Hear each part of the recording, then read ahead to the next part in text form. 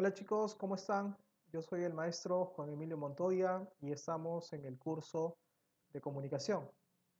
Una semana más de clase y pues el día de hoy venimos con un nuevo tema que tiene que ver con la literatura universal. Pero ustedes saben que siempre antes de empezar la clase de esta semana, nosotros trabajamos una retroalimentación de lo que fue la clase anterior. Y la clase anterior estuvimos hablando acerca del discurso, el análisis del discurso. Y dentro de esa clase nosotros analizábamos el discurso del presidente Vizcarra sobre esta pandemia del coronavirus, ¿no?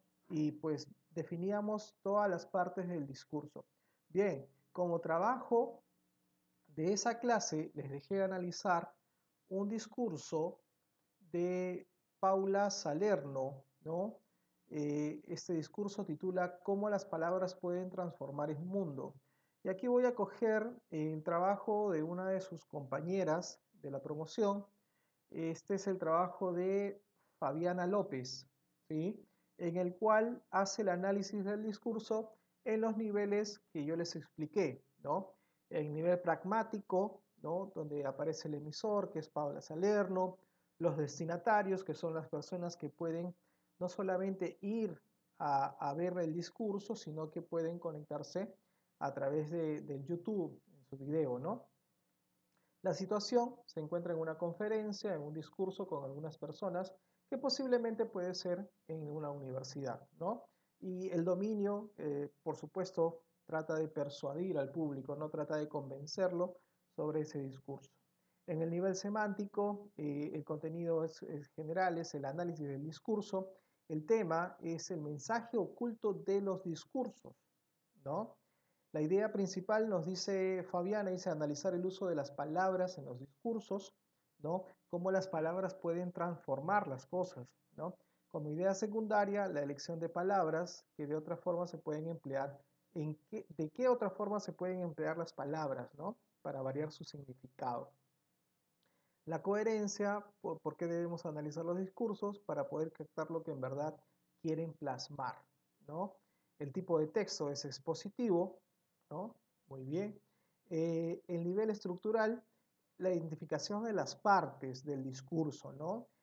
Pues si acá Fabiana nos identifica las partes, primero dice que hace una introducción con una anécdota que tuvo en la secundaria, ¿no? Excelente, por supuesto. ¿Se acuerdan de la anécdota que les hizo el profesor de, de la palabra alumno, ¿no? Que viene a significar a, que es el prefijo no, y lumno, que viene de lumni, luminoso, sin luz, ¿no? Después trata de explicar con una metáfora que es un discurso, ¿no? Da ejemplos, examina su mensaje, ¿no? Y concluye con que debemos analizar un discurso para ver lo que quiere decir en el fondo, ¿no? Muy bien, la identificación estructural que ha hecho Fabiana. Y por último tenemos el nivel lingüístico, ¿no? El registro empleado utiliza un lenguaje formal pero no técnico, ¿no? Yo también podría decir que es casi coloquial el que utiliza. Eh, el fonético es el castellano de Argentina, ¿no? Que tiene un dejo especial, ¿no? En las palabras. En Argentina utilizan el voceo, ¿no? Y tienen un dejo característico. Y pues la morfología usa morfemas flexivos. Ese es el trabajo de una de sus compañeras sobre el análisis del discurso, que fue el tema anterior. Y ahora vamos con la clase para esta semana y vamos a tocar el mundo clásico, la literatura clásica. Y cuando hablamos de literatura clásica, vamos a tocar a la cultura greco-romana, ¿no? A Grecia y Roma. Para ello, pues voy a utilizar un PPT sobre los aspectos históricos y socioculturales en los cuales se desarrolla esta literatura clásica y pues a sus principales representantes. Bien, el mundo clásico, Grecia y Roma, pues cuando tocamos los aspectos históricos, y socioculturales. Voy a bajar acá la cámara para poder ver en su esplendor esta diapositiva, ¿no? Ahí tenemos una imagen del Partenón griego, ¿no? Preside la ciudad de Atenas, que fue el corazón de la cultura griega. Pues la cultura griega se va a caracterizar por su arquitectura, por la religión, por la cosmología, por la oratoria. Eh, Podemos decir que la cultura griega ha sido la que más le ha brindado al mundo, no solamente con la filosofía, con las ciencias, sino también con formas de vida de los griegos, ¿no? Entonces, la cultura griega es fundamental para nuestro mundo. Sin embargo, fue una cultura que desapareció, ¿no? ¿Y por qué desaparece? Porque justamente llegan los romanos, ¿no? Y aquí tenemos el esplendor del Coliseo romano, una de las obras más representativas de la arquitectura romana. Fue denominado originalmente el anfiteatro de Flavio y albergaba en cada espectáculo de lucha hasta 55.000 espectadores, ¿no? Entonces tenemos el contraste entre el Partenón griego y el Coliseo romano. Les decía, pues entre Grecia y Roma hubo una disputa. Los romanos llegaron a saquear a los griegos, le quitaron todo el conocimiento que tenían y fue así que el imperio pudo desarrollarse y crecer a la magnitud que tuvo, ¿no? El imperio romano. Pero parte de ello, parte de ese poderío del imperio romano, téngalo por seguro que tuvo que ver con Grecia. Ahora vamos a la civilización griega y romana. Vamos al aspecto histórico y sociocultural. En el foro romano se desarrollaban el comercio, la religión y la administración de justicia del imperio, ¿sí? Mientras que los griegos y los romanos explicaron el origen del mundo y el hombre a través de mitos protagonizados por dioses y héroes. La característica de esta literatura es que pues justamente van a aparecer dioses y van a interactuar con los seres humanos. Hay que recordar que tanto los griegos como los romanos eran politeístas, tenían varios dioses, ¿no? Y aquí tenemos la imagen del foro romano y aquí Heracles liberando a Prometeo, como es la interpretación de los dioses. Continuamos. Vamos a hablar ahora del arte griego y pues el arte griego tiene una característica esencial, ¿no? Los griegos buscaban la perfección, ¿no? El arte griego se caracterizó por la búsqueda de la belleza y la perfección. Los artistas se esforzaban por expresar en sus obras lo siguiente. Primero, la sobriedad. Es por eso que pues no vestían a los seres humanos, a sus obras, con ropas ni nada, ¿no? Querían siempre la sobriedad de las cosas. La proporción, tenían un análisis muy exhaustivo de las medidas de las cosas, según la proporción. La armonía justamente venía con la proporción, ¿no? Que tenía que ser armónico y tenía una característica de la belleza.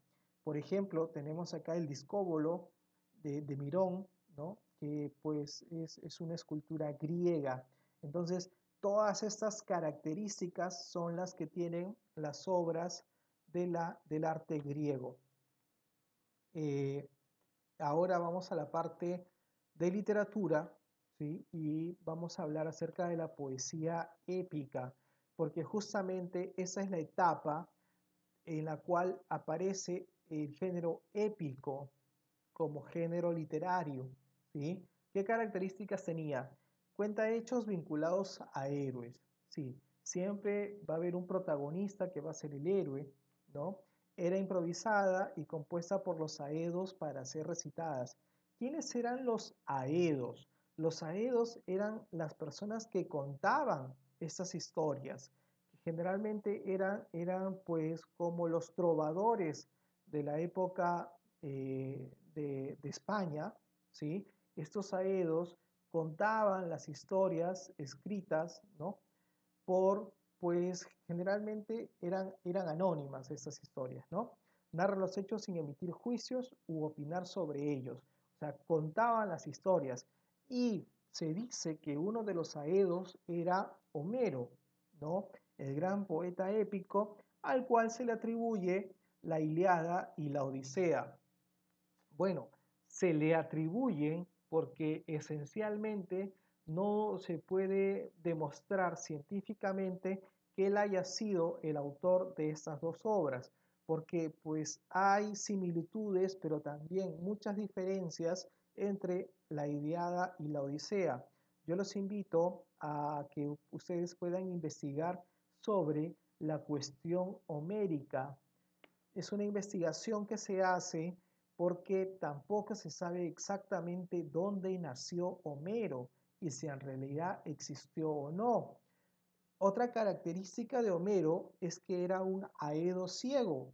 Si ustedes ven su escultura, su imagen, pues van a poder darse cuenta que pues era una persona ciega, ¿no? Entonces se dice mucho cómo un ciego podía narrar historias, cómo podía escribir estos libros. Entonces, si quieren buscar la respuesta a esas preguntas, investiguen sobre la cuestión homérica. Seguimos con la literatura griega y ahora vamos a pasar del género épico al género lírico, ¿sí? ¿Y qué características tenía? Expresaba sentimientos y emociones, así como inquietudes y ansias del poeta, ¿no? Y acá pues podemos explicar el por qué se le llamaba el género lírico. Si ustedes se dan cuenta en esta imagen de acá, aparece una mujer tocando la lira, ¿no? La lira era ese instrumento que acompañaba a la expresión del poema, ¿no? Entonces se transformaba en una canción. Por eso se le llamó el género lírico, ¿sí? Entre los principales poetas tenemos a Píndaro, a Safo y a Anacreonte. Acá tenemos, por ejemplo, una imagen del desposorio místico de Dionisio y Ariadna. Dionisio, pues ustedes saben, era el dios del vino, ¿no? Y se le atribuyen muchas poesías hacia él. Vamos ahora al género dramático y vamos a hablar acerca del teatro. El teatro tuvo carácter religioso, popular y político. ¿Sí? Se creó y mantuvo al servicio de los ciudadanos. Es verdad, pues se utilizaba para muchas cosas el teatro. Había dos tipos principales de obras teatrales, que eran la tragedia y la comedia. Y si ustedes se dan cuenta, desde aquí es donde parte el símbolo del teatro, que son estas dos caritas, una feliz y una triste, pues justamente es por la tragedia y la comedia. Las grandes obras teatrales se representaban en el teatro dedicado, como ya lo sabemos, al dios Dionisio, ¿no? Y acá tenemos el teatro griego de Epidauro, ¿sí? En este, pues, van a ver las características del teatro. Se hacía de esta forma para que todas las personas puedan escuchar y atender la dramatización, ¿no? Y se hacían competencias de dramaturgos. Uno de los que ganaba siempre estas competencias fue Sófocles, del cual luego vamos a hablar, ¿sí? Entonces, tuvimos los tres tipos de géneros literarios, el épico, el lírico y el dramático. Y pues en el dramático, como les decía, tenemos la tragedia y la comedia, ¿no? ¿Qué características tiene la tragedia, ¿no? ¿Por qué se representa de esta manera? Es un estilo solemne, busca un efecto purificador en el público, busca una catarsis. O sea, ¿a qué se refiere catarsis? Es un estado en el cual llega la persona cuando se da cuenta de algo de lo que puede vivir. Entonces, empieza a reflexionar consigo mismo. Entonces busca un efecto justamente purificador, ¿no? De lo que le puede pasar a esta persona si hace bien o hace mal, ¿no? O sea, es una reflexión interna, la catarsis. Sus temas son de sufrimiento, crímenes y la muerte. Hay una característica esencial en la tragedia, y esa característica es que los personajes principales en la tragedia mueren, ¿sí? Por ejemplo, tenemos Edipo Rey, ¿no? En la cual los personajes principales mueren. Representantes tenemos a Esquilo, a Sófocles y a Eurípides. Y sobre la comedia, sus características eran que tenía un estilo desinhibido, ¿no? Busca hacer reír mediante la ridiculización. Presentaban personajes tipo, por ejemplo, el personaje del avaro, el gracioso, el viejo verde, el fanfarrón. Esos eran los personajes que se caracterizaban dentro de la comedia. Como representantes tenemos Aristófanes y Menandro. Entonces, con esa parte terminamos lo que fue la literatura griega para entrar a la literatura latina, la literatura de los romanos, ¿sí? Y vamos a empezar con el teatro romano, que va a tener una característica singular. Era un espectáculo más como el circo y su finalidad era divertir y hacer reír al público. Esto quiere decir que en el teatro romano utilizaron mucho la comedia. Y esencialmente, ¿por qué? Hay un porqué. Porque en esta época, ¿sí? El Imperio Romano se estaba extendiendo por el mundo. Entonces, mientras que los hombres que eran hijos, que eran padres, que eran hermanos, estaban luchando por el imperio, estaban expandiendo el territorio en guerras y en batallas, lo que hacían los del imperio era hacer entretener al público para que se olvidaran de las personas que estaban luchando.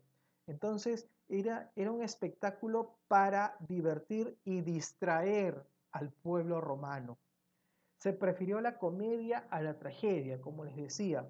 Las comedias latinas adaptaban y mezclaban argumentos, personajes y situaciones de las comedias griegas. Aquí vemos cómo cogieron, ¿sí? Los latinos cogieron el conocimiento de los griegos para llevarlo a su imperio. Entre los principales comediógrafos latinos destacan Plauto y Terencio, ¿no? Acá tenemos una imagen de una representación, una escena teatral.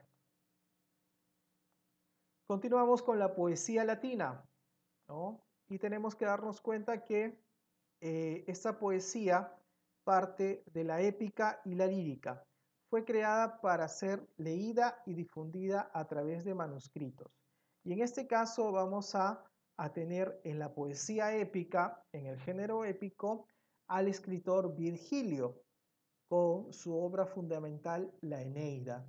Y en la lírica vamos a tener también a Virgilio con otra obra, la que llamó Bucólicas, a Horacio con sus sátiras, épodos, odas y epístolas, ¿sí?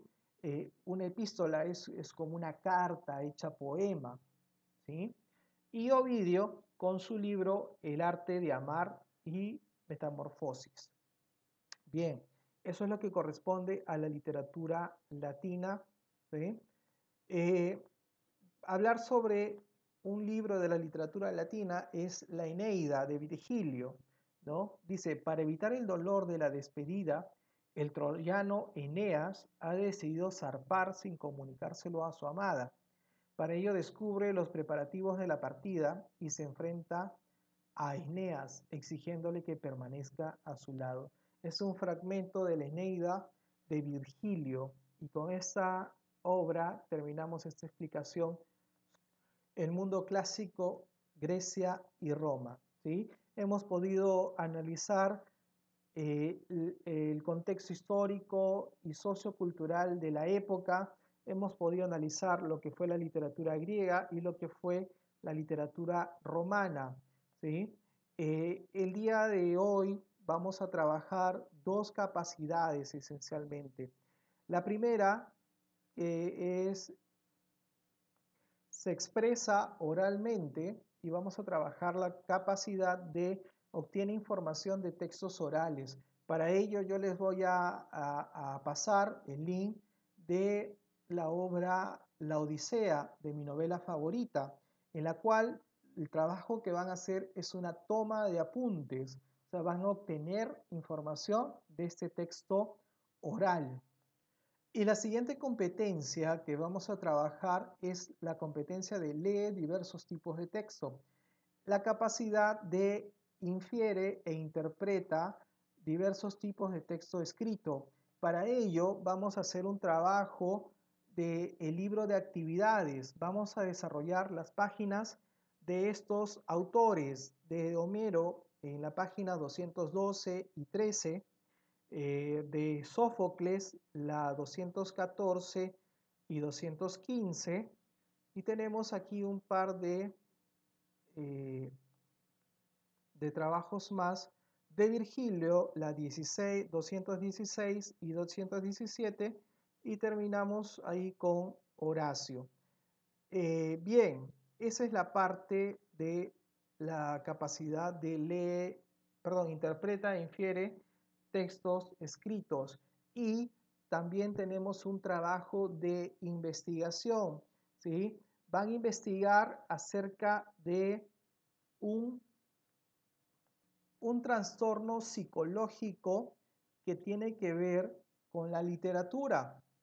Vamos a investigar acerca del complejo de Edipo y el complejo de Electra, ¿sí? Es una investigación que van a hacer ustedes sobre estos dos complejos que son parte de la psicología, ¿sí? Son parte de la conducta, y que pues el origen de estos complejos tienen que ver con la literatura y tienen que ver justamente con esta literatura que estamos estudiando, que es la literatura clásica, ¿sí? Entonces tenemos esos trabajos para esta semana. Espero que todo les vaya bien. Cuídense y nos vemos la próxima semana. Chao.